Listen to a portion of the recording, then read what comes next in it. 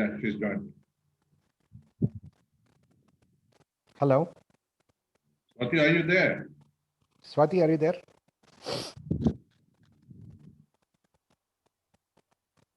Hello.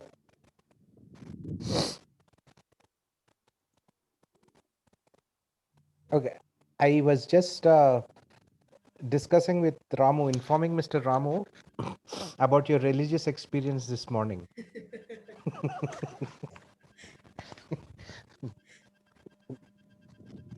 Yeah, it was something incredible for me Mm. because the scientists were judging it. So I felt they're not gonna like the concept of preaching Bhagavad Gita Oh, instead of having logical arguments. But yes. somehow the scientists loved it, and Okay. it baffled Mm. me a lot.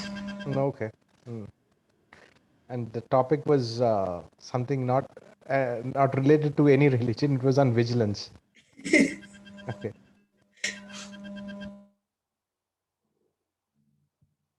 How are you doing, Swati? Good? Got some issues with her. You there, Swati? Yes, I'm here. Okay. Can you see my screen? I can see the screen. Okay. So we're discussing. You heard of Dr. Ram Manohar Lohia, right? Yes, I have. Yeah, Lohia. Lohia was a great socialist, and so he is one of the original thinkers from India, Okay. along with Gandhi, Rabindranath Tagore, Ambedkar, Nehru. So he falls, along. They're all, I would say, in terms of think as thinkers, they almost all have the same stature in their contribution to Indian political thought. So we're reading about, so Mr. Dr. Raghu Kumar has written, is examining some of Ram Manohar Lohia's thoughts. And and he written an article on it, and it was quite complex. So Mr. Ramu and I thought we should discuss this. And so we have been discussing it. We just finished just one paragraph. It was only um, his discussing how he's different from Karl Marx. Okay. So, and he's saying, the author is saying that Lohia does not really take up dialectics while talking about his theory. What is dialectics? First, we need to understand what is dialectics. Dialectics is a process of studying history, because there are several ways of studying history. So you have the cyclical method, they have the linear method. So when you have the linear method is, it means that it goes from one point A to one point. There is like the light at the end of the tunnel. So you can say, for example, so that you go through a period of struggle, and then there is huge hope that you have something incredible waiting for you. That is the linear method. Cyclical method is like that history moves in cycles, and that it repeats itself. History repeats itself. That is the other view. This is what essentially the basis of conservatism, and the linear method is the basis of what you see as liberals believe that, okay, you struggle for some time, and you see, you reach, you have a grand light at the end, where you achieve. So that is the essence. So socialism or liberalism is more bent towards that end. And one of the major uh, Mummy, నాకు కొంచెం coffee అవ్వ. How history is studied is through dialectics. And one of the major proponents or the founding fathers of dialectics was Friedrich Hegel, German philosopher. And what Hegel said was basically on dialectics that you should not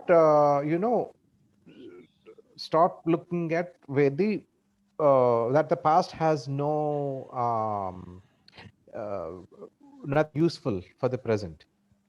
Eat that, he says that because at one point in 17th century, 18th century Europe, the philosophers, scientists, they looked at, they didn't see the past as anything meaningful. They saw that, whatever progress we have made from until that point was, was very rich, and they should, look from that point further into the future. They didn't see anything relevant in the past. Whereas Hegel thought that each era should be studied on its own, and you have some good ideas within those eras, and you should lift those ideas from those eras and see how you can use them in the present. So that is the study of dialectics. So there's a completely another view of his, another way method of studying history. So, for the sake of I'll just repeat the last paragraph, the third paragraph. I'll just repeat it again. And so, Lohia and the dialectical materialism. While understanding the distinct features of the Lohia's political economy, in my view, we need also to take into consideration that Lohia was a holder of PhD in economics from Humboldt University, Germany, during 1929-32. It was the times when the project of philosophy is closely knitted with economics. It was also the time when Germany was leading the philosophies of the world. It was the leader of philosophy in many ways in the whole European context. Immanuel Kant, Hegel, Marx, Nietzsche, Schopenhauer, to name a few, the firmament of European philosophy during those heydays of Germany was studded with the bright stars Germany's philosophical department. With Hegel, dialectical approach obtained a terra firma in method of reading history, philosophy, economics, and almost any other branch of social science. So that was the methodology, dialectical method. Anybody who comes to know that Lohi had studied in Germany during these tumultuous times would invariably think that he might have had the Midas's touch of this dialectical approach.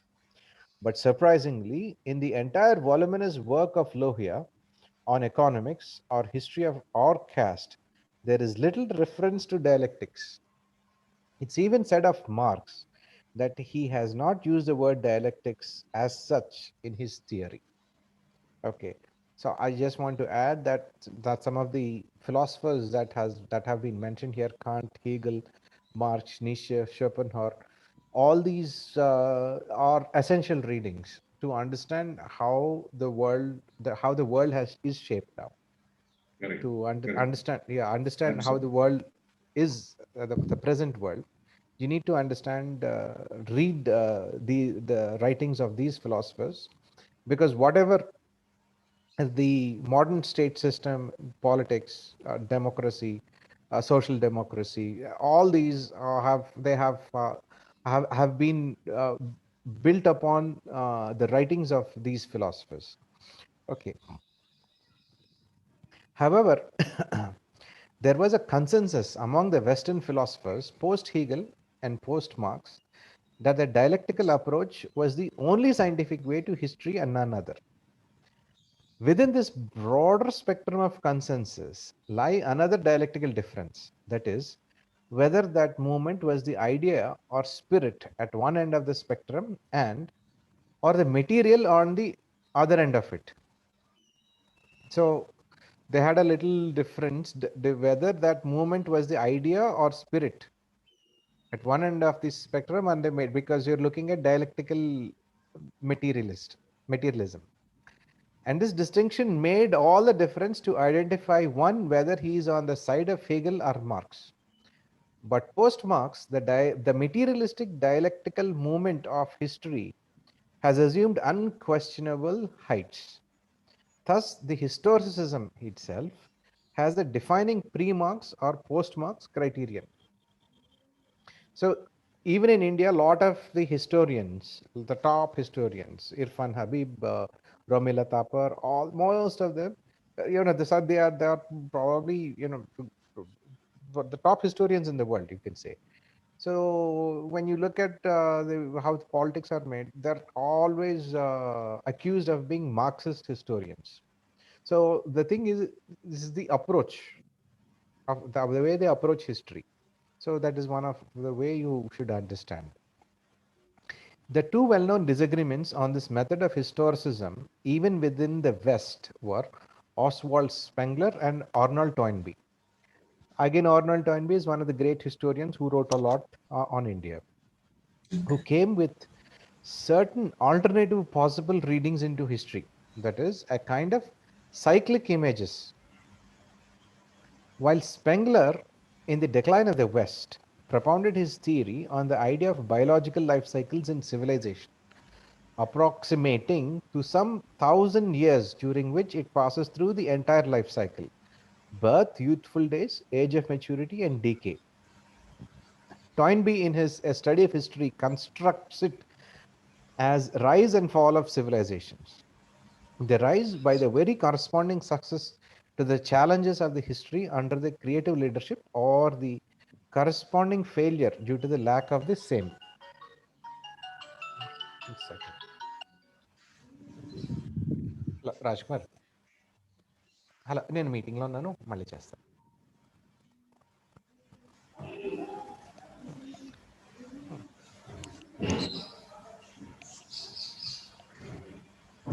Toynbee, in his study of history, construct it as rise and fall of civilizations. The rise by their very corresponding success to the challenges of history under the creative leadership, or the corresponding failure due to the lack of the same. Both took cyclical view of history, though, and this cyclical view and the dialectical view do not go together apparently. So, talking of the difference here, Toynbee and Spengler, because again in this view, they say any civilization has any empire rather, it has an existence of 1,000 years. No empire till date existed beyond 1,000 years. The longest has been the Roman Empire. It has existed some 700 or 800 years, but around 1,000 years, but not more than that. So, so that is one view. Yeah. Dialectical has an inherent linear and progressive element in movement of history. So here is talking about the linear, opposing the cyclical. But we can't rule out the possibility of the two dialectical opposites getting neutralized for various historical reasons. Even Marx and Engels, in their manifesto, Swati, you know about Engels, right? Marx and Engels. Yes. Yeah, Karl Marx and Engels, they both Yeah. wrote the communist. Okay. Even Marx and Engels, in their manifesto, took note of this historical fact in the very early stages of their major joint venture. The manifesto, when they said freeman and slave, patrician and plebeian, lord and serf, guildmaster and the journeyman, in a word, oppressor and oppressed, stood in constant opposition to one another, carried on carried on an uninterrupted, now hidden, now open fight, a fight that each time ended either in a revolutionary reconstitution of society at large, or in the common ruin of the contending classes. However, they also observed that our epoch, the epoch of the bourgeoisie, possesses, however, this distinctive feature. It has simplified the class antagonisms. Society as a whole is more and more splitting up into two great hostile camps, into two great classes directly facing each other: bourgeoisie and proletariat. Number two, thus they indicated greater possibility of success to anyone antagonistic force. They believed in absolute accord with their times of high pursuit in reason, that the working men have no country. So this, according to the Marx and Engels, there are always two opposing forces. There are the the owners and the oppressed class. And so, uh, when there is a massive fight, there could be a revolution can take place in society, reconstitution of society can take place. But uh, to what end it will happen? So one may overcome the other. That is what they say. Okay, I have a question. Yeah. Uh, in a society like how dialectical approaches that two Hmm. opposites are maintained, Hmm. can a person actually have, two, like, not be somewhere in the middle, have those extreme end decision? You're saying can a person be in the middle of both these thoughts? Yes. Um, Depends. I would rather. I mean, depends on how you read it, because even myself, I there because when you look at some things, you read some things, I see, okay, these things are repeated. But in a way, when you look at history itself and how it has progressed, it has always been linear. Like, because we just look at 300 years, not 3000 years ago. 300 years ago, what was the status of civilization, progress in civilization, where we are now? We didn't have cars then, we are going to the moon now. So in that sense, there is linear progression, not cyclical. So we didn't have those things 1000 years ago. So they didn't appear in a cycle. Or if you look at it, if you look at the entire civilization terms, in terms of say 10,000 years, we will not know what will happen in another 10,000 years from this point. So as I would say, in within short bursts, you can see cyclical nature, but in a longer period, you would find the linear nature. Okay. I thought, can you? All right. So, so, so thus they indicated greater possibility of success to any one antagonistic force. They believed in absolute accord with their times in high posit in reason, that the working men have no country. Number three. With this high octane of faith in theory and praxis, the manifesto concluded the communists disdain to conceal their views and aims. They openly declare that their ends can be attained only by the forcible overthrow of all existing social conditions. Let the ruling classes tremble at a communist revolution. The proletariats have nothing to lose but their chains. They have a world to win. It doesn't, however, mean that they didn't recognize the regional or national deviations. They also said, number five, these measures will, of course, be different in different countries. Emphasis added, these measures mean the measures for attaining the final goal of the communist revolution, which is that the workers gain power in society. That is the goal.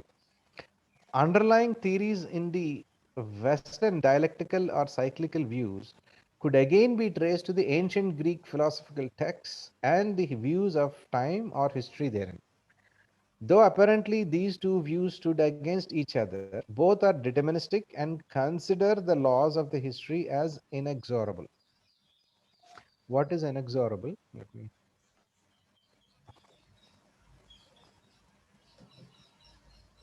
just a second. Sorry? What is the meaning of inexorable, sir? That's what I wanted to ask you yesterday. Oh, okay. No, I knew it. It's somehow because in certain contexts it means something else. Impossible Impossible. to stop.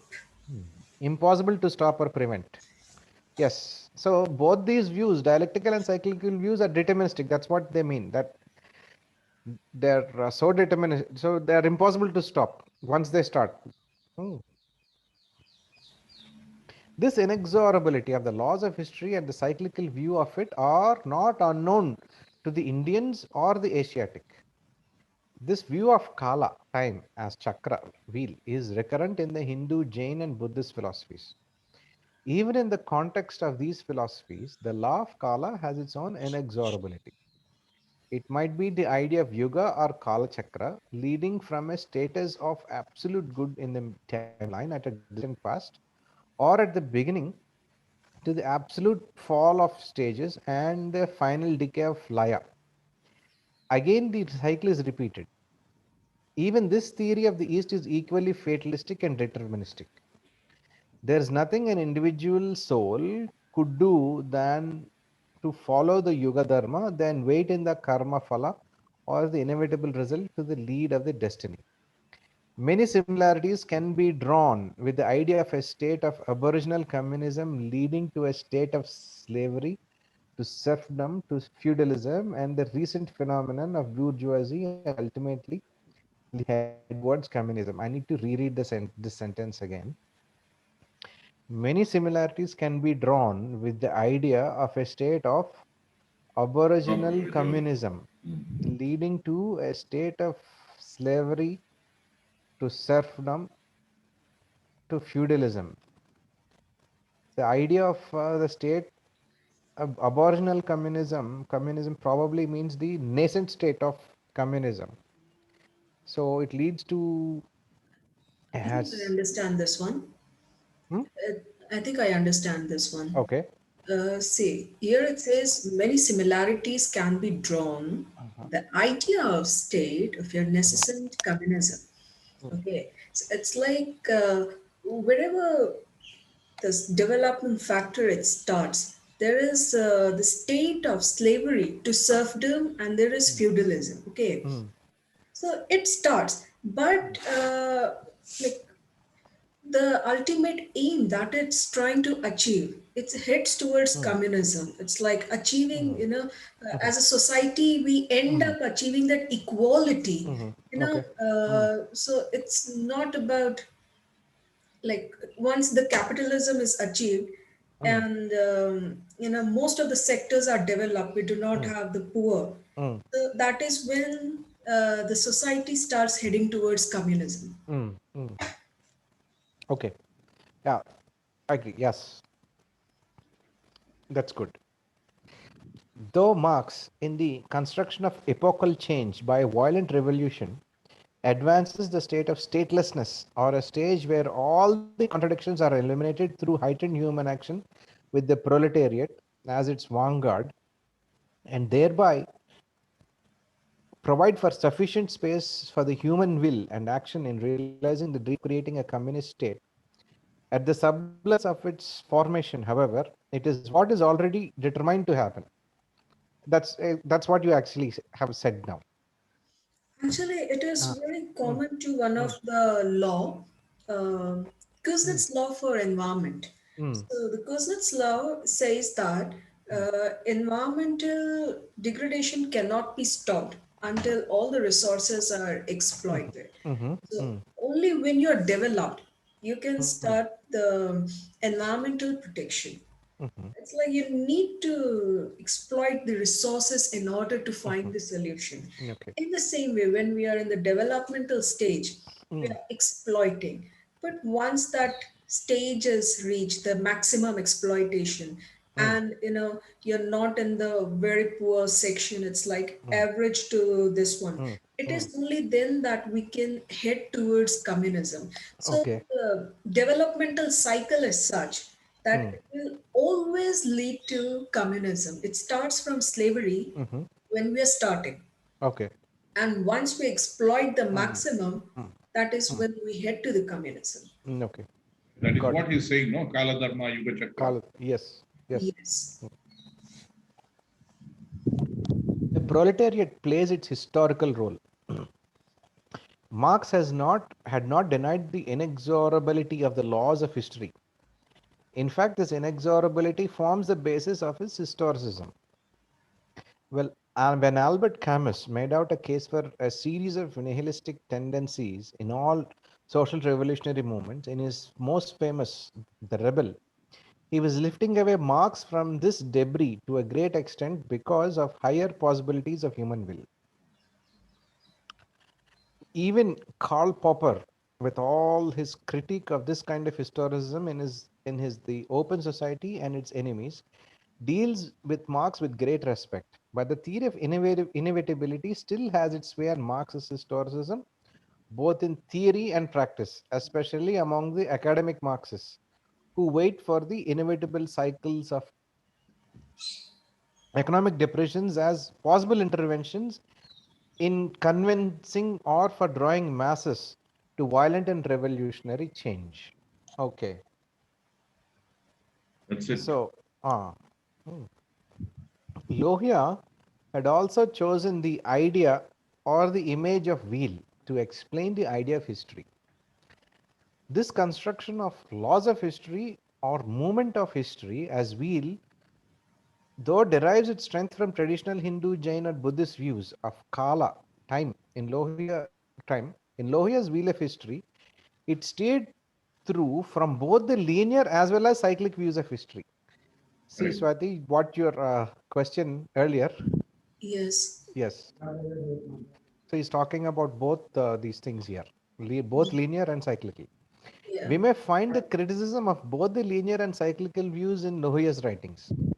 Lohia understood both the linear and cyclical views as equally dialectical, nihilist, fatalistic, and deterministic.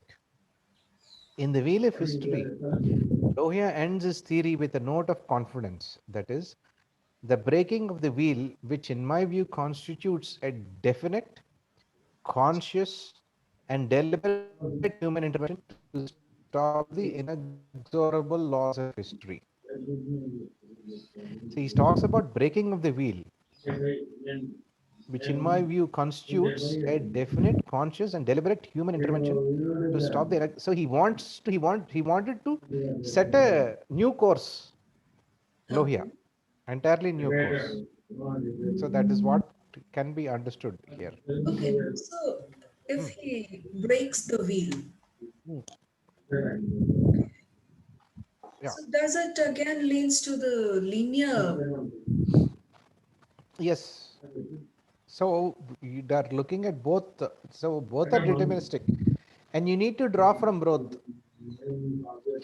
He what the author says here is that Lohia, he saw both linear and cyclical as nihilist, fatalist, and deterministic. So he did not agree with both. Okay, it's a very This is yeah, it is a complex. You need to read this more I get times. that. It's a Hmm. very straight question. I think Ah, might not make sense. hmm, Um, but a reference that comes to my mind when I read this. hmm, So we have a globe.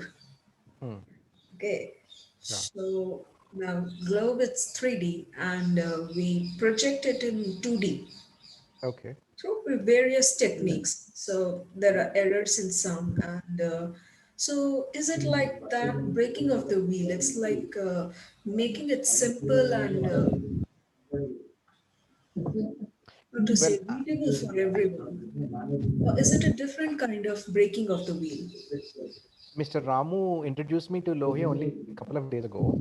Okay. So I need to study him for a couple of months before I can actually give you a proper answer. Because now I understand that he was altogether, he set new theories, new social theories and political theories. Yeah, Uh, actually, I'm not familiar with this I'm not philosophy. familiar with Lohia. Yeah, And I it took me three times to I had to read this article three times to understand it a bit. no, I'm So not at all familiar with political theories, so uh, there uh, are lots of things that I do not understand. uh, But certain things I can relate. What are the environmental theories I read? uh, uh. And right, actually, so I'm just trying to relate to it and just Yeah, see it if is it's the same important to, idea. yeah, even your field is different. It is important to understand political theory because environment impacts society and politics. So you need to understand political theory. Understanding political theory is important. Okay. So um, the wheel of history does not foretell whether its revolving would cease, but once again, there is an auspicious constellation of conditions. Man stands before the choice of fitting out into yet another direction of maximum efficiency or walking into a stage of total efficiency. So again, but that sounds linear. Okay. Yeah. Should he choose to break the wheel of history, wheel for history, the outlines of his new civilization have already shown themselves. This new civilization would attempt to achieve approximation of the human race and the overcoming of class and caste and regional shifts through comparatively equal production in all the world. Hmm. Okay. Okay, so I'm understanding Lohia. Probably he had a very grand, very ambitious theory, on how to overcome the systems that have been prevalent in India. Um, so, okay, as we could see in the end, the wheel of history turning out to be the wheel for history, a tool in the human will. The idea of Marxist dialectics conveyed in the opening sentences of Manifesto of the Communist Party. The history of all hitherto existing society is the history of class struggles, stood corrected in Lohian thought as all human history hitherto has been an internal oscillation between class and caste and external shift of prosperity and power from one region to another. So we need to reread the sentence again. It is really brilliant. Whereas Marx said that all that the history of all hitherto existing society is a history of class struggles. For them, history itself is nothing but class struggle between the bourgeoisie and the proletariat, between the owners and the workers. So that is what would be the history for them. That is the only way to look at history for Marx. Whereas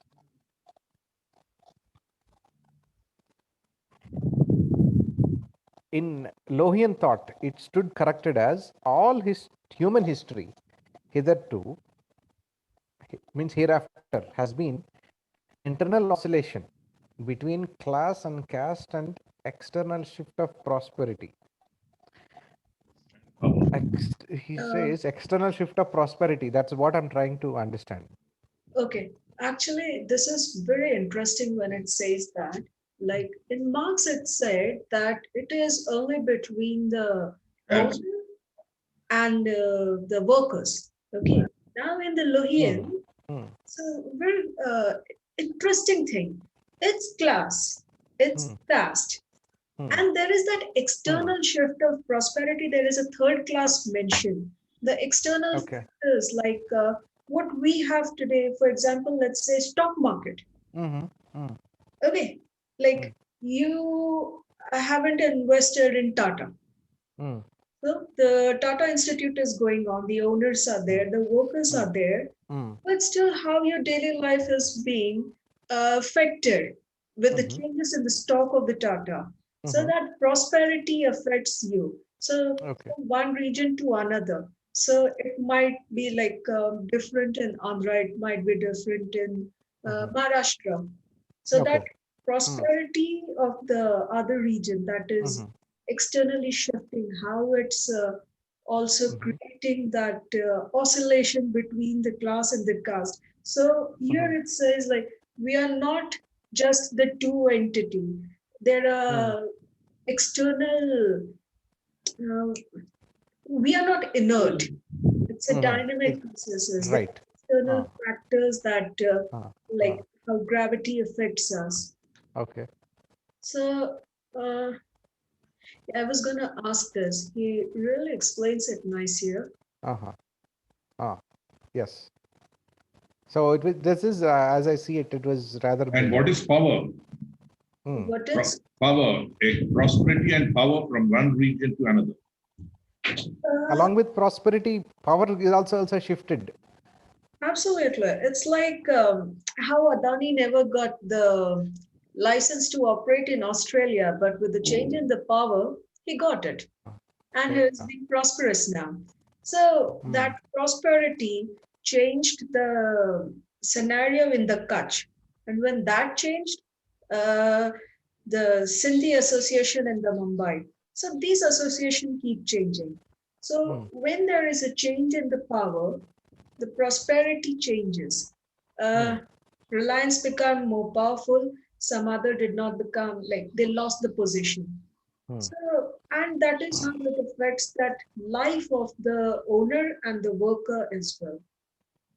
Hmm. So, it's like a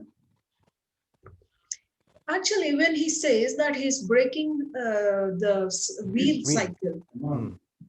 it feels like he's creating a system, might Hmm. not be cyclic, but somehow it's interconnected. Hmm. Hmm. It is Hmm. like the constellation. Hmm.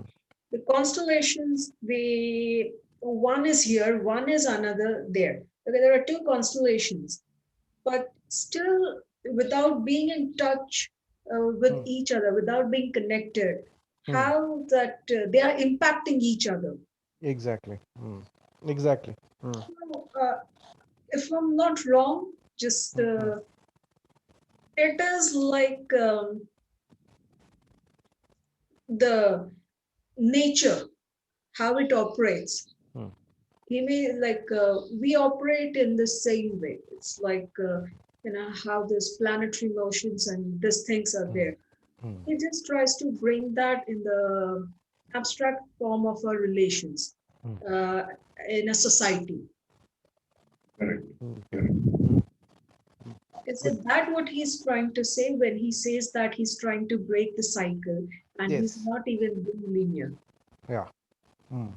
That's a constellation effect that he's trying to Hmm. showcase Hmm. in the society operates. Hmm. This is good. Yes. You gave a very good analogy. Not Good. sure, but this is like just my rough guess. No, no, no, no. I agree with you on it because it is complex. I mean, you need to, as I said, we need to study Lohia more. I need to get some of his books because it seems to be a very complex thinker. So it'll take so that we can is opened to a lot more discussions in the future. Yeah, absolutely correct. Hmm. Hmm. And in fact, he is the Uh-huh. one who said Angrezi hatao Hindi law. Oh, really? Yeah, Okay. Uh-huh. Okay. Okay. he was the one who said Angrezi hatao Mm-hmm. Hindi to law. Mm-hmm. Okay. Okay. Okay. Mm-hmm. And okay. Next paragraph. The problem with the Marxists, it may not be with Marx per se, as Marx was continuously examining his ideas and was evolving them into further sharper statements till the end of his life. And more specifically, with the Indian Marxists, is in their treatment of Marxist theories as final statements on everything and considering any revisiting as blasphemous in the strict sense of its term in the religion, leading even to the ridicule of the persons for attempting any such journey as revisionist. Sometimes certain ideas need to be revisited and tested at every epochal conjuncture of ideas in history. Each society attempts to understand even the universal ideas such as equality, freedom, and liberty within their cultural or historical moorings. That is Kala, Chitta, and Manasa in the Dharmapal's language. Sir, the Professor Chatterjee, or who was it, sir? The the Columbia professor we attended a couple of weeks ago with Yeah, JNU Academy. Chatterjee. He was telling the same thing about Yeah, Indian Marxists. exactly. They say they take every sentence of Marx and take it in the literal sense, and so they're treating it as a religion. That's what he basically meant. Yes. And Uh, now these RSS guys are also doing the same thing now. Well, Mm, actually, in the morning, I was asking James, why is India obsessed with religion? So it's like there is an infatuation. They are attracted to like a moth to the flame when someone brings a religious reference. So like we had an elocution, and I brought a Mark Twain reference. Okay, Mark Twain. Okay. mm, So Mark Twain, it's like a very classic and something that everyone reads in their school and enjoys it as well. And that is something like you can relate to Mark Twain stories. So when I quote Mark Twain, I'm looked at like, with no, disdain. you're not Yes. understanding. You're Yes. not Mm, understanding. You're, mm, it's mm, like you're not understanding the politics of India. mm, mm, That is the actually look. You're not understanding the politics of India. You're not mm, understanding the system of India when you mm, bring Mark mm, Twain. mm, The minute someone says, okay, this is mentioned in our Gita. mm, Yes, this is what our India is about. mm, This is what the Indian government is about. So I think it's RSS is successful because religion is so deep rooted. mm. Not the religion, the religious vices are so deep rooted in us. No, once again, Swati, I don't call it religion. Now they are calling it religion. But No, earlier it was, say, Vaidika Dharma, or there's no Yes. religion called Hinduism at all. These this is guys, not Mm, really, these are yeah. the religious vices actually. Hmm. See, 1,000 years of foreign rule in India. Huh. But one thing is there, neither the Muslims nor the Britishers or the Portuguese or the French, whoever had come and had their colonies here, never they intervened in our religion, in our way of life. mm. They Yeah. allowed us to lead Exactly. our own life. That is why, see, when you talk about religion, Huh. lot of reformists were there. Yeah. We can talk about Shankaracharya, we can talk about Ramanujacharya, and even the Buddha. Yes. But everything vanished from India. See, Buddhism was started, it was actually started in India, isn't it? Hmm. Mm, mm. Whatever it is, whether you call Akhand Bharat or whatever it is started in India. Yeah. But we don't find Buddhism now in India. It is prevalent in Mhm. Japan, Taiwan, elsewhere, but not in India, isn't it? Okay. So the Mm, system which the what do you say, Shankaracharya, Ramanujacharya, the teachings or preachings imbibed in our whole bloody system now. Unless we have a cultural change, mm, we, Yes. we have to have a cultural change, like what Mao has done to China. Unless that is done, we will be like this only. yeah. Yes. Yes. Mm, That's the thing. That it's not like they're religious or anything, but for them, religion it's like not the true sense of religion. No, it is not. It is not. It's mm. an obsession. It is fanatism. Yes. Exactly. Fantastic. That is correct. Actually, brought this because what we were saying now about Kala Chitta and Mm, Mansa in mm, Bhopal. So there is mm, that equality, freedom, and liberty within their cultural or historical moorings. So it's like, okay, like the Indian culture where we have the caste system mm, and we have so many divisions. mm, Can we actually bring equality to it within the culture? Let's not talk about the national level. mm, mm, So is it possible for us to have that equality and liberty within the culture? mm. That is a question which actually all political parties should question. And No, We're all not even no talking no. about the See, national level and James, all. uh-huh.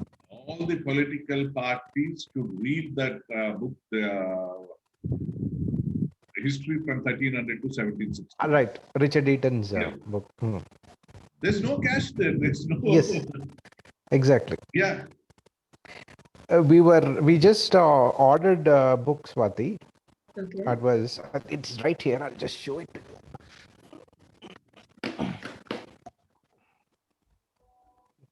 Can you read the title? Social history of the Deccan, Yes. 1300 to 1761. Yeah.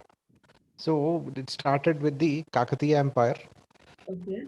and which is where the origin of it is in Warangal, where Mr. Ramu is from.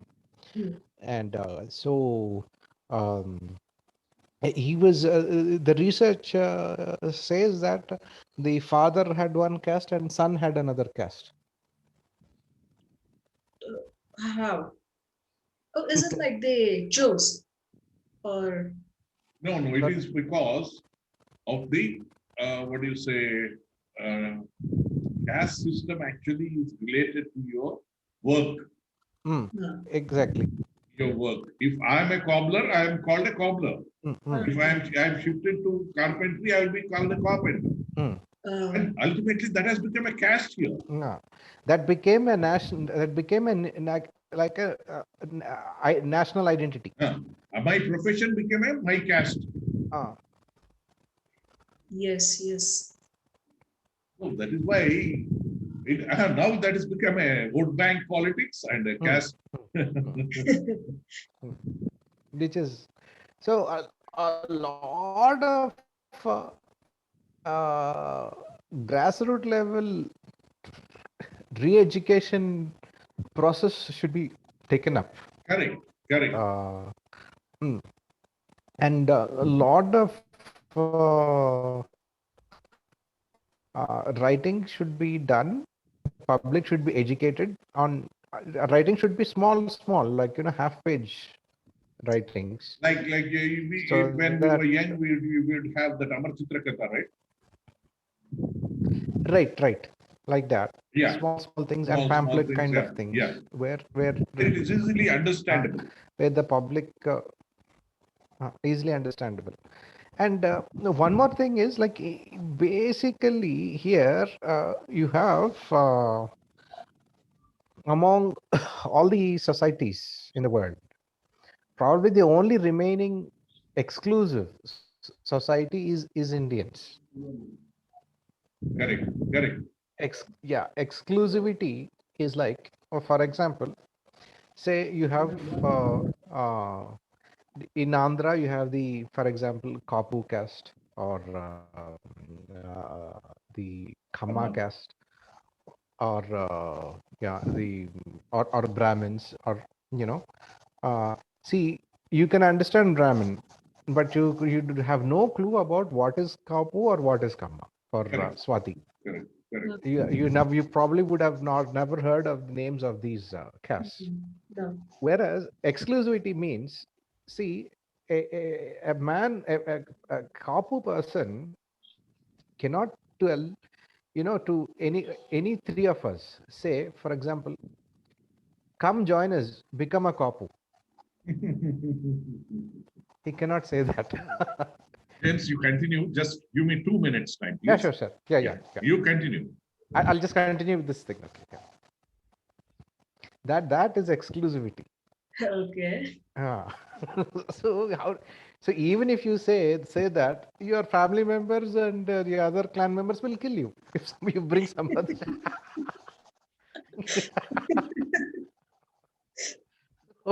Even if they are very highly educated, also that you cannot say that. So that is the issue.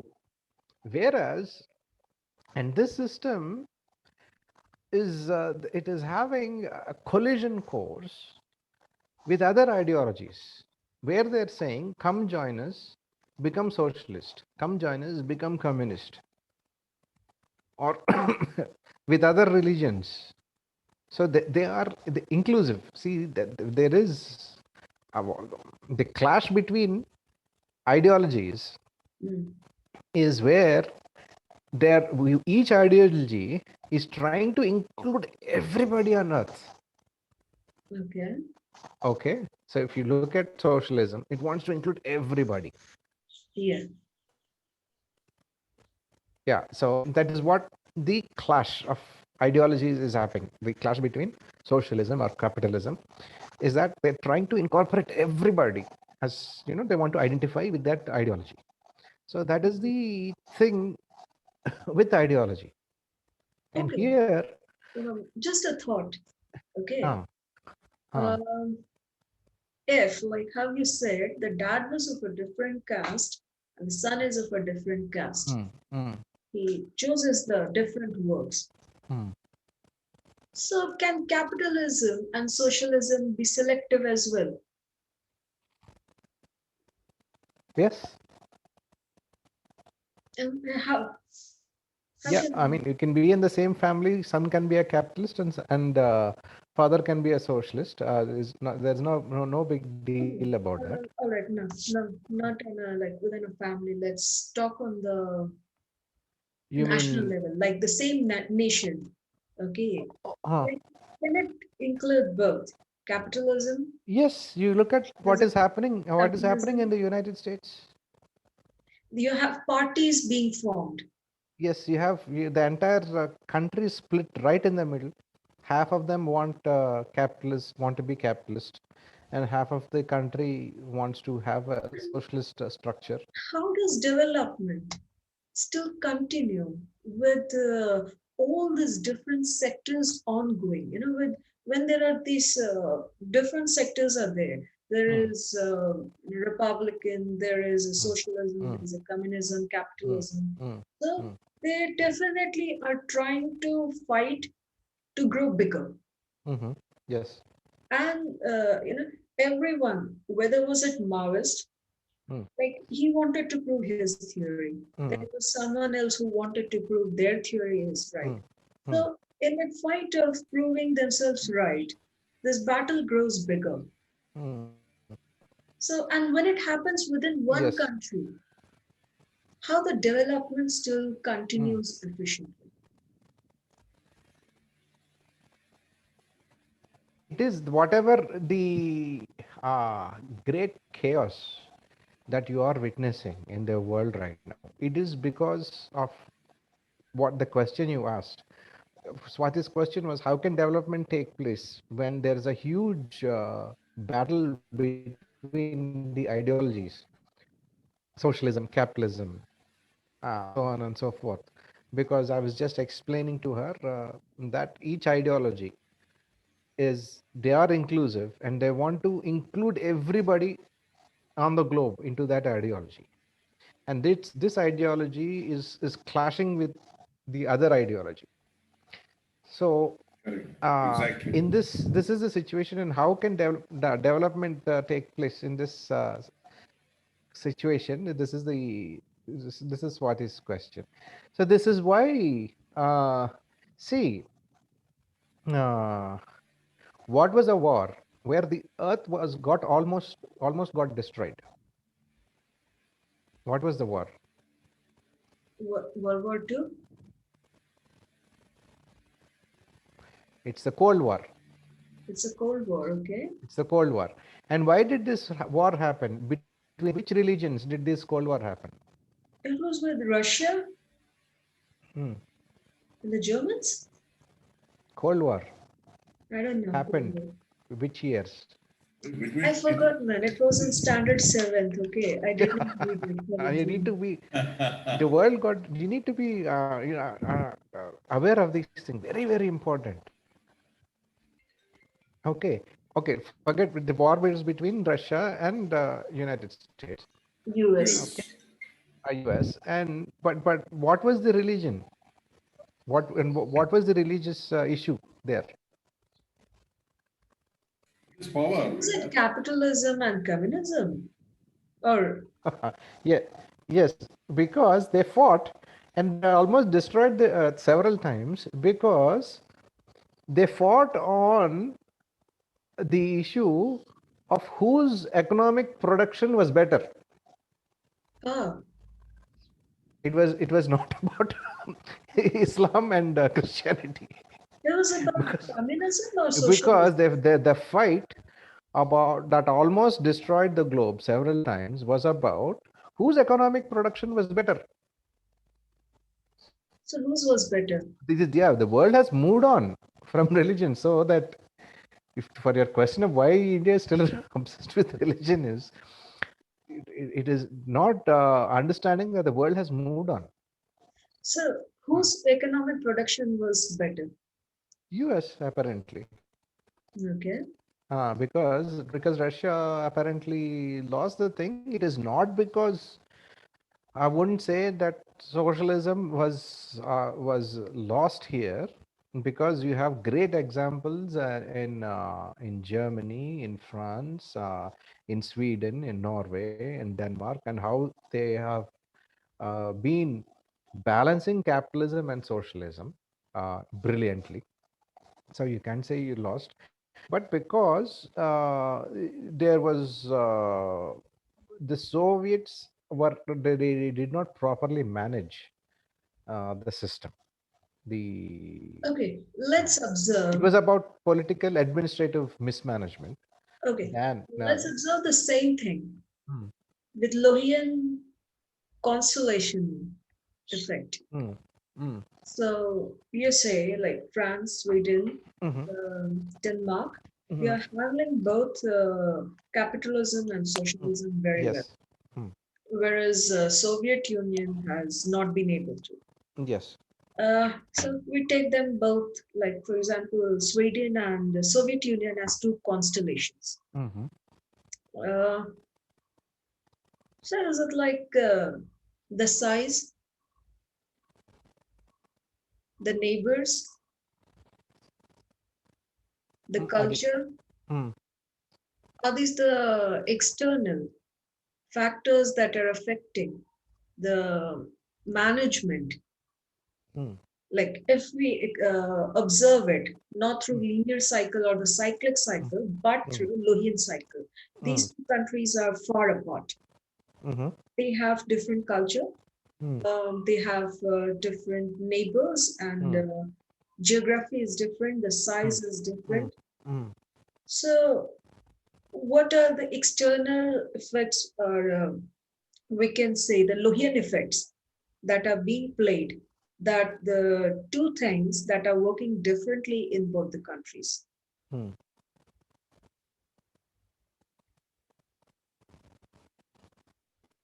Like let's put the Lohian effect into practice. Your voice broke. Can you repeat the last sentence you said? I said like putting that Lohian effect into Lofian practice. perspective in here. Absolutely. Uh, mm, yeah, but they broke the wheel about not entirely going into the socialist system and not entirely going into the capitalist system. They find they were able to they found a balance here. Also, one more thing was that these countries did not behave like Soviet Union in trying to export this ideology to other countries and make other countries follow this ideology. Okay, so we can say this is one of the external power Mhm, that is a makeshift mm. that is affecting that constellation Yes. Also, the here talks market. about. Also, you need to understand that these countries also follow the rules of the market, whereas Soviet Union did not, because somebody would there would be a factory for producing shoes, Hmm, and somebody would take a decision hmm, that 10,000 shoes need to be produced, size number 10 hmm. shoes should be produced at an bureaucratic level. There is no market research. That was how the administration was run. Okay. So that was how, as I said, there was due to mismanagement is because of decisions like this. Because They had huge surplus and they didn't know what to do with it. When there was no market demand. Okay. So Okay. this is Yeah. So they thought that they would force the public to choose what they decided. So it doesn't happen like that. okay. So this is where Luhya says Ah. that every nation Hmm. needs a different system. Yes. Hmm. So this is what we're talking about. Hmm. But Hmm. when different nations come together, like we see in the US, Hmm. where we have French, we have Italian, we have Hmm. Africans, Indians, Hmm. you from everywhere. The US is place like where they come. So many nations when they come together. So now does it happen that they will try to establish their supremacy? Hmm. Hmm. So this Hmm. is like right till now we are talking about these constellations being Hmm. away, Hmm. like the constellations being homogeneous. Hmm. Hmm. So for example, they clash and Hmm. they become one. Hmm. So it's like, will one of the constellation, like say Hmm. it was a bigger one, so Hmm. they try to contain the another one. Hmm. Or the smaller one will try to break the another one Hmm. and Hmm. to create something else. What about this supremacy that is being established in this mixed nation? Are you talking about among nations or within communities in the US? No, it's like not. Let's not say within. Okay, yeah, within communities in the US. For example, you have the Irish, the Italians, uh, various communities for in the US, Mhm. and over the generations, the identity has been lost. Yeah. So they see themselves as whites. Okay. Okay, so all of them they have intermarried and all that. And so Okay. probably they may say maybe my great grandmother was German, and another great grandmother was Irish, and another was, great grandfather was French, and all that. And they leave it at that. And so they don't really know anybody back in Europe or know any family member back in Correct. Europe or anybody. So Their that identity is lost identity is lost. Okay. in time. Now, Uh, like we always group hmm. as Caucasian if they're Yeah. European. So they're yeah grouped as Caucasian. So the competition comes with the people who don't look like them. Yes. Hmm. So that is what we are facing now in the US. The people Hmm. who are having the No, see, citizenship. no, that is not what is. Huh? No, No. that is not what is happening in the US, because when you look at the population which is not white in the US, Yeah. okay, it is very very small. The African Americans are maybe 11 or 12%. Okay. Mm, no, it's like, that acceptance thing. It does not come. It's like, oh, you're not a part of the society. Let's not just in the US. It's in Australia where Orientals face most of the trouble, Hmm. where they easily don't get accepted as part of the society. Of course, that is there. That is there. That again is overcome with class. With economic, Yes. right? So now, when we say it overcomes, like when you reach that certain class, certain Mm, economy, mm, these things do not matter mm, which religion you are from. mm. So, isn't at the end capitalism better? Yeah, it is in a way for the one who has succeeded, Huh, for the one who has met success, yeah. for the artist who has sold his paintings for Few millions. $4 million or $5 million. You know, for him it doesn't matter. But nobody sees whether he's Chinese or or Vietnamese or. Yes, or if we remove the capitalism, okay, Hmm. uh, until the capitalism exists, there is a chance for you to reach that class. It is, there is. And when the capitalism ceases to exist, Hmm. there is the chance is not there. It's like you're equal. It's like that. Maybe the discrimination continues. No, it cannot be equal. All cannot be equal, Swati. In Huh, capitalism, what will happen is, for example, if I am there, huh, today I may be a poorest of the poor, suddenly some windfall or some jackpot, whatever it is, I become rich. huh. Then I will have an identity crisis. So no, I'll have money, but I don't have the identity in the society. I can be identified as the poorest of the poor only. That is the biggest problem with capitalism. Okay. That is why you have seen the neo-rich class in India today developed after the globalization. Huh, A huge, they're having huge identity crisis. That is why they want to come into politics. Hmm. okay.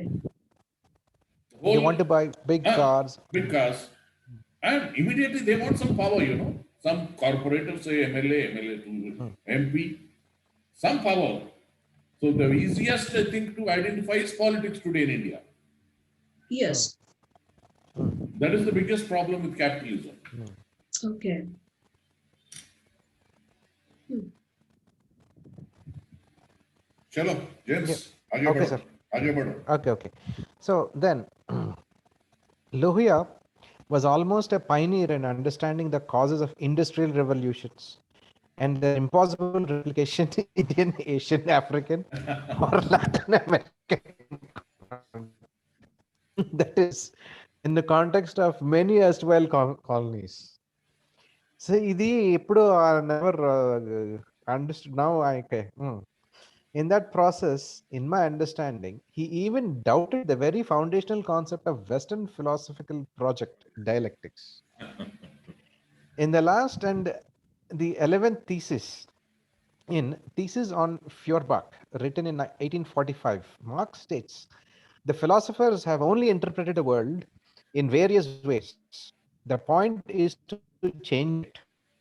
This statement appears to have the potential in convincing the later disciples of the tradition about the preeminence of the activity, making any further theoretical endeavors as the luxuries of the lethargic intellectuals. Sometimes, even Gandhi, Lohia et al., that is, and in fact, almost all the influential personalities of the 20th century, political, social, and religious, started considering theoretical exercises as exercises in futility with a diatribe of arm-chaired philosophers. It is true that every abstract idea has to be tested in the concrete ground of practice. But even such thought may not be taken as a final statement in the history, which continues to be always in Flux. flux. Okay. So, can we afford to accept the idea of Marx, 1845, that the interpretation of the world is over? The vast swathes of Asia, Africa, and Latin America remain even today unexplored. Their cultures, their ethos, their historical moorings, their struggles, their understandings, etc. The universal theories have imposed terrible burden on their path for change. Even today, these areas compel the intellectuals from the third world and the erstwhile colonies to re-engage themselves with fresh inquiries through the process of decolonizing their minds. In the theoretical labors of Lohia, we find the first ever such readings into India far away from the blunt, unsophisticated, and racial readings of the West, which led Marx to say England has to fulfill a double mission in India, one destructive, the other regenerating the annihilation of old Asiatic society and laying of the material foundations of Western society in Asia. Hmm. Why don't Indian Marxists think that this idea of Marx exhibited the idea of a white man's burden in a sense and an expression of kind of a racial supremacy and of the historical duty arising out of insufficient study and understanding of India or any other Asiatic society, and based on partisan East India Company records. And here we find the contribution of Lohia as an original thinker, challenging the supremacy of the West's intellectual pride and their appropriation of the idea of socialism as a single monolithic construction. Sir, Idi, Chatterjee, Columbia professor, Yeah, yeah. he also mentioned this, Yes, yes. saying that I don't really say Marx erred here because he only didn't make a huge study on India. He worked on whatever the other people who Yes, studied. yes, yes, He yes. didn't put much this in. Hmm. Effort to learn. Ah. So it is not that there was less criticism of Marx and his theories even within Europe and industrially developed nations, but most of the critics of Marx in the West arose out of the individual disappointments or failures of some individual activists. Most of them were prima facie lovers of the modern democracy in the Western. Western mold. Most of them were threatened by the shape of the Marx theories took in the October Revolution in USSR and in the later Stalinist state. The exception has been the capitalist intellectuals who believed in the supremacy of the laissez faire economy and in organizing the society with the sole motive of profit. But what Lohia offered as critique of Marx in Marx, Gandhi and socialism for the first time was a criticism of Marx, not in terms of an emotional spiritualist or a threatened capitalist or a disappointed Marxist, but in terms of political economy, the very terra firma of Marxism. Wow. Chala chadavali, sir. I mean, Yes, yes. we need to read a lot on Lohia. Okay, Hmm. can you explain me this last sentence? So, Lohia critiqued Marx not as like not as a Marxist, not from the perspective of Gandhi and socialism. Okay, as he was saying, not in terms of emotional spiritualist or a threatened capitalist or a disappointed Marxist. So, but in terms of political economy, but because mm, the entire thesis of Marx itself is The on political political economy. economy. Correct. So his criticism comes from a different perspective entirely. That's what Okay. the author says. Hmm. So then, caste system is another and the most enigmatic challenge before all the Indian reformers. All the one second, sir. Sir ఒకసారి మీటింగ్లో ఉన్నాను ఒక్క పావు గంటలో చేస్తాను.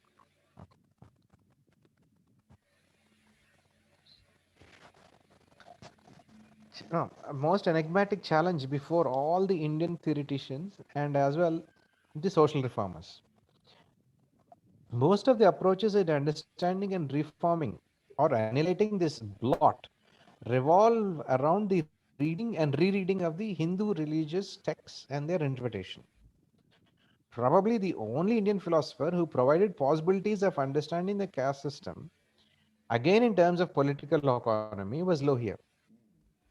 He understood it in terms of the oscillations between class and caste as a society moves towards maximum efficiency in one direction and the inability to contemplate towards total efficiency. This is oscillation between moving towards total uh, efficiency and the inability to again contemplate what is total efficiency. Correct. Exactly. Hmm. He also explained it in terms of internal and external approximations. He said when a maximum efficiency has already reached and a dead look ensures, The internal class struggle becomes unbeatable, and an attempt is made to resolve it into an apparently just system of caste. Like I didn't get it. When maximum efficiency has already reached and a deadlock ensures, the internal class struggle becomes unbeatable, and an attempt is made to resolve it into an apparently just system of of caste. caste. Ah. So when maximum efficiency has reached, and only a certain community will reach that maximum efficiency. Correct. I think here Not, only, it's what here he said. I'm not too sure whether he said or somebody said. Efficiency again leads to the level of inefficiency. mm, mm, I think it is Olohi only, because okay. once we read Mm, this, mm, when he is stressing on efficiency so much, okay. Mm, mm, mm. So he further explained. So just system of caste anadi, can you explain it through the reservations and uh, again we have to go in depth into it, depth? James. Again, Yeah. okay, we'll further read it. We'll Yes. have this discussion. Yeah. He further explained. By the way, Class. Uh-huh. who gave that? What's his name? Um, Efficiency cannot be 100%. Scientist, I forgot the scientist's name. Marks. Okay, so this Carnot. Okay, Carnot says efficiency cannot be 100%. At the most, you can reach it to 99%. So as Ramusa said, once we reach maximum efficiency, there is inefficiency. That's what Carnot again says it. When he tries to make it to 100% efficient, he is unable to reach there. And in the process, he ends up destroying the whole system and he has to start from the scratch again. Exactly. So that is like he was making his engine, and that's what's happening. So here, I think he tries to say is that like when the maximum efficiency within the society was like when it's reached. So, for example, we have a very successful doctors, lawyers, everyone, and now they are the best renowned in the town. And now they don't want some other person to come and take up the job. So they want to pass that heritage to their own family. They want to keep within it.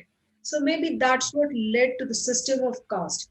When I make the caste, so now someone from outside cannot come. My family, nepotism will continue. Yes. I think it's that. So that when maximum efficiency is achieved, it is reached. You want to keep the best to yourself. You don't want the others Yes. to come. So maybe that's what It becomes the exclusive. system of caste. It becomes an exclusive club. Yeah. For example, now IKEA doesn't want some doctor to come and take up the job, doctor's son. That's why they want to promote the nepotism, keep it in the family. So that is when the maximum efficiency has reached. They want to now deadlock it. It's like it has to stay within my community, within my family. Yes. Someone from my Yeah. family will come and take it. So I guess that's what it means. Yes. Yeah. Yeah. But talking further explains, class is mobile caste. Caste is immobile class. Beautiful. This is a beautiful explanation. Yeah. Did you get class is mobile caste, which means because classes you can move between classes. Yes, yes, yes. Class is mobile caste. And caste is immobile class. So that is a beautiful explanation. As Mr. Ramu is saying that you have because when you're talking about caste as immobile class, you are Mm. having a lot of identity crisis within the new age Yeah. uh, here. Though he consciously avoided inexorability of historical laws, at one point, however, he relapses back to the idea that the wheel of caste revolves remorselessly, though not inexorably.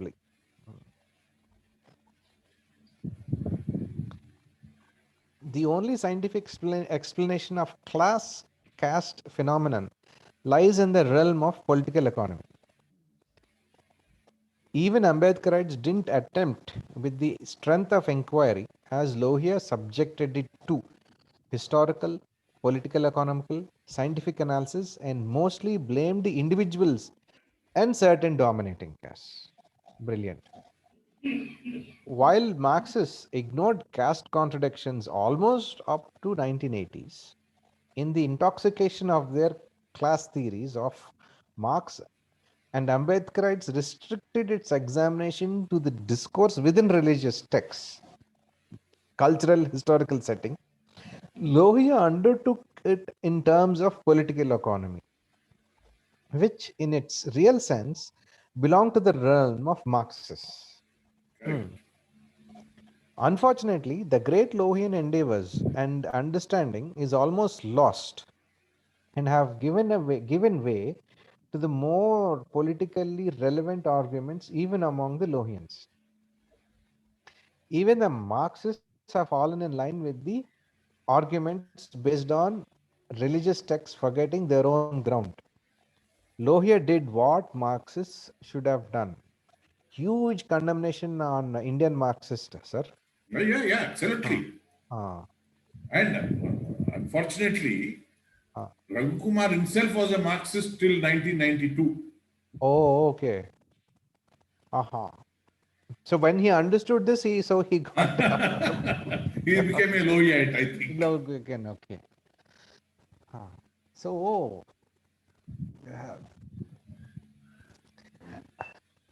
so how this now I understand all this the Lohia perspective. Mostly it is the again Bihar with Biharites like other most of the Lohite followers. Yes. You So did they notice one thing. uh, Lawyer's perspective are very scientific. sorry, can you repeat it? Lawyer's perspectives Uh-huh. are very scientific. Exactly. Yes. Yeah, Yes. yeah, Mm, yeah, mm, yeah. mm, mm, mm, It's like logically argued, mm, really experimented, mm, and there is space for the changes. mm, It is very dynamic. It's like how um, dynamic cities are built, like mm, Chandigarh. mm, Even when the population increases, mm, there is space to fit the more population. mm, When there is less population, things are still at a close by distance, so it's not impossible reaching them. So his perspectives are like there is space for something to incorporate new mm, without the right being disturbed. It's more like uh, how you make that mm, chemical table mm, and everything. So mm, it's mm, a very scientific. mm, It's not just ideologies and mm, politics, mm, economy, but it's a combination and thoroughly mm, scientifically experimented mm, perspective. mm. Yes. Now, getting back. He tried to integrate between spiritualism and materialism.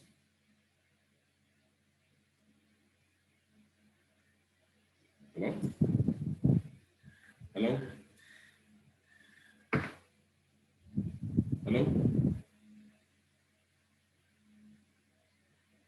Hello? Hello?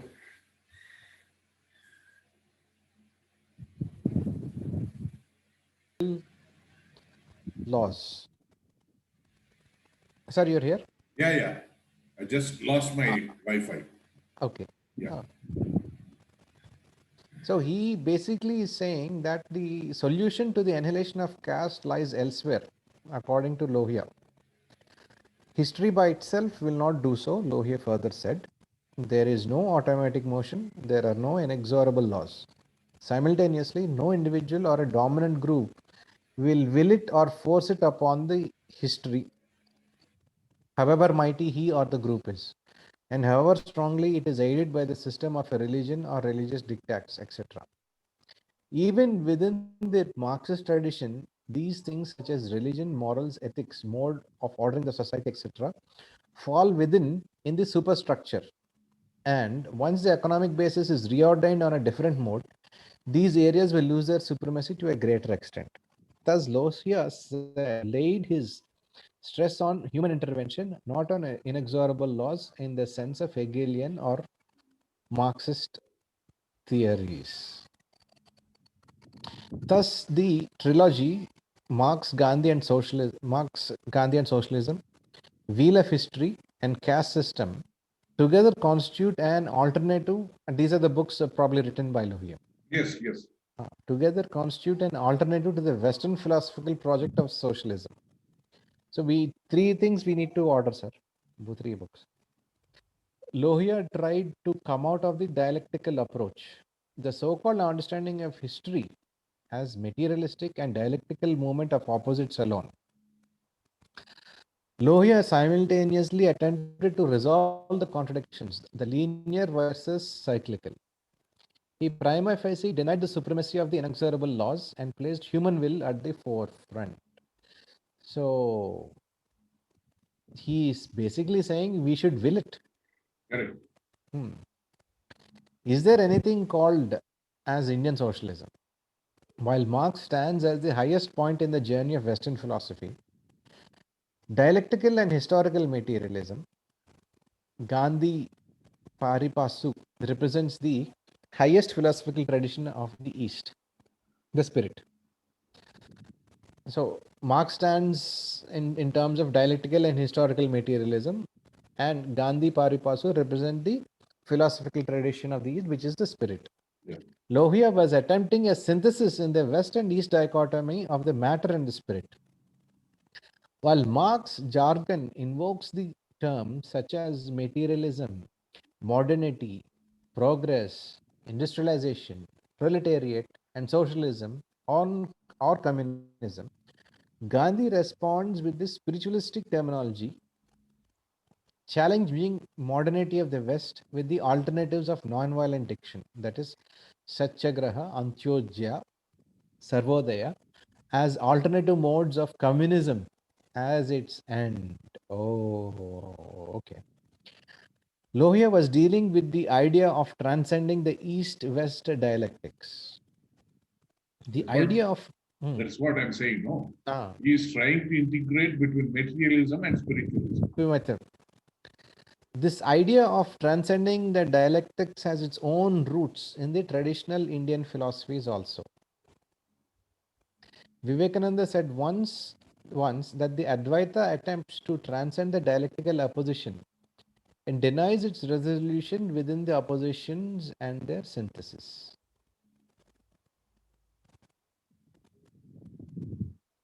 Okay, I did not understand this, Come but we again? can get back to it later. Gandhi and Lohia together constitute an antithesis of Western civilization. Gandhi is more moral in his approach towards this problem, and it could easily be inferred in his Hind Swaraj 1909. Gandhi drew from Western sources also heavily, that is Tolstoy, Thoreau, Ruskin, Carpenter, et al. But there were also the substratum streams within those Western societies flowing against the then dominant Western cultural or civilization trends, more particularly against the emerging industrial civilization and its narratives. He also almost drew from the Indian sources like Sanatana Dharma, Vaishnavism, and Jainism at par. Thus, on an overall assessment, Gandhi was challenging the project of modernity of the West as expressed through the Industrial Revolution and its aftermath. Lohia was not against the industrial civilization as such, but he was making out a case more for Asiatic mode of industrial revolution and the possibilities of socialism through such industrial relations and the possibilities of socialism through such industrial relations. Gandhi opposed even the byproducts of West modernity projects such as the education in the Western mode, medical and legal institutions, etc. In Lohia, there is no serious opposition to modernity, modern rationality, and these byproducts. Okay. Lohia almost concludes his philosophical statement in saying, I am neither anti-Marx nor pro-Marx, and that equally applies to my attitude towards Mahatma Gandhi. But what exactly he meant by it? Was he denying the heights of the journey of both the materialistic and the spiritual? His another mode of expression of the maximum and total efficiencies was declaring his intention of looking towards holding of the wheel and breaking it to see the outlines of new civilization transcending this apparent dichotomy. Lohia offers a distinct social philosophy, but political exigencies appear to have consumed the best part of its content, allowing only the forms and externalities. Both Gandhi and Lohia have one common feature. Both deny the idea that they were establishing a system. While Gandhi denies any original claim to truth, non-violence, civil disobedience, and satyagraha, etc., as they were as old as the Himalayas, Lohia denies the very attribute of his theory as all explaining, omnipotent, and omniscient. In his opening remarks to his analysis of capitalism, he declares, no man's thought should be made the center of a political action.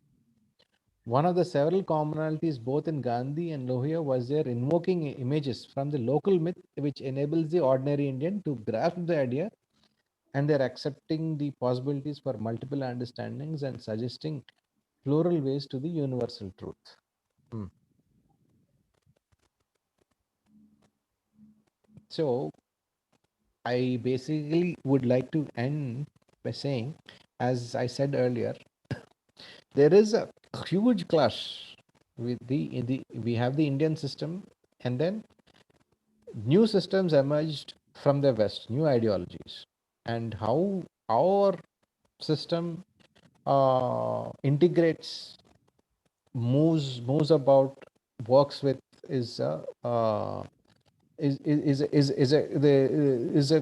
a constant flux going on, and within this constant thing which is going on, people are not exactly discussing this aspect, because like the system which India is following now is capitalism. If you remove capitalism, the Indian financial system will collapse. So the, while you need to study more and more of this, and more people need to be working on this aspect. So it's a huge study. Now, Mhm. as we see here, how the classes of the caste and the classes privilege with the capitalism it comes. Mm. Um, let's see it. It affects not only people, society in general, in the living standards and the comfort, but environment gets hugely compromised here. Mm. With class comes better environment. Mm. And when you're poor, you do not get that environment to live in. You do not get farms and trees to enjoy. You do not get the fresh air to enjoy, nor the clean sanitation. So, can there be some restricted attributes to capitalism as well? We are already taking the designing, the landscaping, and everything. Mm. But let's face real, it's never gonna reach the slums and the poor. Mm. It will always be restricted to the richer ones, because even if the World Bank is gonna invest money, they want the money somehow to put it in something else. Very true. Yes. Very true. And the builder who's gonna take the contract, he wants to make money for himself. Mm. He definitely respects the idea of environment, but he wants money too. Mm. So the poor are always going to be affected. And the poor are the one are said to be degraded the environment constantly when they do not have access to the environment. Mm. Hmm. So it's like are poor actually degrading the environment when the clean environment is not made available to them. Exactly. So it's like, how do we explain that? Like everyone says today, it's the poor Hmm. poverty that harms the Hmm. environment. It began with the Stockholm Conference Hmm. of Indira Gandhi. Hmm. Even I agreed to that. But today, Hmm. after listening to the Luia's perspectives, Hmm. it makes me think, no, it's a wrong statement. Are they actually polluting the environment when they don't have the clean environment? Hmm. The clean environment is lying with the higher ups and the more accessible Hmm. one, the Hmm. higher class. Hmm. So who's actually responsible for the environment today? Hmm. Like I was talking about the biophilia, how all these trees and all are made available within the institute and the bigger research firms. They're not there on the streets. Hmm. How can we ask people to save more trees when they have never seen some trees? Hmm. They are, confined within some institutes which they are never even allowed to visit Hmm. Hmm. until you're a part of the institution. Hmm. So is poverty actually a reason for corrupting environment? Exactly. And this comment was made in 1972 and is being considered as a motto of World Bank today. Hmm. But if we now judge it with Lohia's perspective, Hmm. it's a 180-degree turn. Hmm. It's like completely different what the World Bank motto follows today. Hmm. And World Bank is like the biggest thing everyone looks up to. Hmm. Hmm. I think this is a big. Yes, it's a huge study, and you need to. I think I'm going to order those books, and Yeah. I'm We actually have to having have the. a very in-depth study on Mulokia, Hmm. Hmm. and we have to interact regularly. See, Yes, when we are planning to do something, we need to have an in-depth study of what we are trying to do and what we are going to tell the society at a yes. later stage. Hmm. Sir, No, please find if can anybody can give a seminar one of these Sundays, sir, to Anlohia. On Loya, I will ask Raghu Kumar only. Okay, okay, ठीक Yeah, that will be the first. yeah. He has written such a huge Yeah. article Hmm. and Ah. he made us break our heads for 3 hours. Almost. Oh my goodness, I didn't see. We sat. Oh my goodness. I told my mother I'll sit here only for 40 minutes. So but you know what? Like I'm linking to the environment because I've been studying it for 12 of course, yes, yes. I know, I know. So, but the thing is that if this thing makes sense and it is right, if we study in deep and we come to know, so everything that has been studied in the past 50 years Hmm. becomes useless in a way. Hmm. Hmm. And we might actually be able to find the fault Hmm. where we are lacking and why aren't we still able to achieve that um, environmental integrity. We're talking about human integrity and everything, but the environmental integrity still cannot be achieved by us. We are constantly struggling. Even the lockdown has not brought the climate temperature lower. It was like okay for some time, and then it worsened more than the normalcy. Mm-hmm. Hmm. So it's like I think if we keep studying this, uh, I want to link it with my environment studies as Mm-hmm. well, Mm-hmm. and it might help us. Not Hmm. today, maybe 3 years, 4 years, 5 years. At least we might reach 1% Mm-hmm. and find out why aren't we actually able to achieve our environmental goals that Mm-hmm. we have been making since Brundtland Commission of Sustainability. Mm-hmm. We barely are able to achieve any goals. Hmm.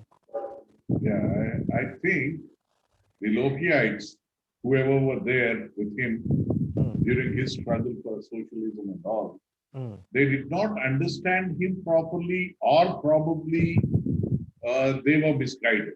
So their single point agenda during 77, that JP's movement, 75, Hmm. was to dislodge Indira Gandhi. Yes.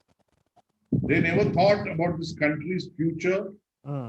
As Swati rightly said, the environmental issues, the other developmental issues. Hmm. Their single point agenda was to dislodge Indira Gandhi. Hmm. Hmm. And secondly, the second mistake, maybe, may not be, I don't know, the socialists under JP, they allowed RSS guys to come openly in politics. Yes. Hmm. Hmm. So they, once these rightists, when they taste the power, they will ruin the whole system. Hmm. Like like Ambani's and Adani's, what now they are doing? Now what they are doing is they are ruining the whole environment, the whole system here, and they are really now Modi is in their control. Modi can't do a shit now, James. Hmm. It is totally they are dictating him and he's just following. Yes. Yes. Yes. Hmm. It is exactly like how Lohia says the British, they destroyed the Indian tradition. Exactly. They rebuilt it and gave it to us, Hmm. but to rebuild their supremacy. Yes. Hmm. So now the environment we are destroying today, Hmm. for example, we are giving to Edges, France. Edges France not is the only one. There are many, Ramble and the others. We are giving them contract. They are not building it to the tradition of whether it's India, Sri Lanka, Afghan. It is in the westernized culture. It is like building a supremacy again. It is like having a hand of the Western on these underdeveloped countries, even in the environment. I think it's not just stuck to the society, culture, and tradition, but this is also seen in our own buildings. Why today we don't have more of traditional buildings? So I've always been supportive of the urbanization, but I'm not supportive of the multiplexes that come in. Hmm. It has to be done in alignment with in linear of the Hmm. culture, the tradition, the Hmm. people's lifestyle. Hmm. Everything has to come, but we are lacking that today. And that is why urbanization comes off wrong, because we don't understand it. So Hmm. this is not just Lohia's perspectives. We cannot just implement it within the psychology of the people and the culture, but I think it will fit very well into the environmental situation that we Hmm. are facing today. Hmm. And actually, if we are able to decode it, Hmm. we might be able to, unlock many things. Hmm. Hmm. That is what I understand through this. It's like that supremacy is being built even in the environment, Correct. not Correct. just abroad. Hmm. Correct. Yes. Correct. Hmm. So what else, Swati? How are you doing? So this was the best part of the day. So She had, she had a very disappointing morning. actually, I spent the whole night thinking about the concept of Vigilance Awareness Week. And Vigilance Awareness Week, we actually deal with corruption. Correct. So I actually played fun on the word and everything. So then the scientists were like, no, the stick figures with the self-explanatory codes are easier to understand. But then it's like there is no mystery in the art if everything is given right away. And then it was more about, it went more of a preaching about vigilance. What should the government do? Hmm. It is not about what we understand. Hmm. It was very disappointing for me. It's like, we are asking everyone to do this and that, Hmm. but the basic thing that we can do is understand it. Hmm. That we fail. I think understanding comes more from our own experiences and stories than from the old age, something you pick it up from somewhere. So for me, that was constant disappointment when I'm facing it. especially with these scientists who are like level G, and then they are IFS officers.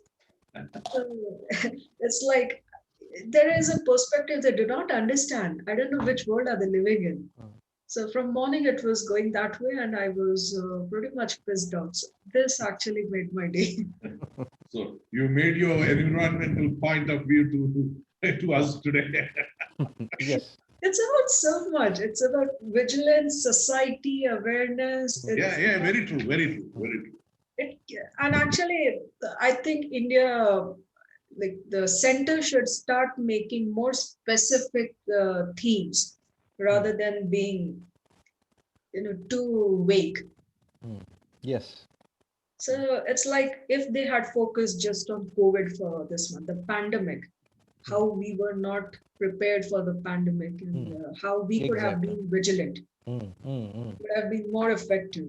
That should have been the topic actually. How we could have been more vigilant on COVID. Yes, and the worst part is that neither of the institutes they changed the theme. It's like the institutes are not answerable to the government. They could keep the theme, but they can choose the topic also. The institutes are also failing to do that.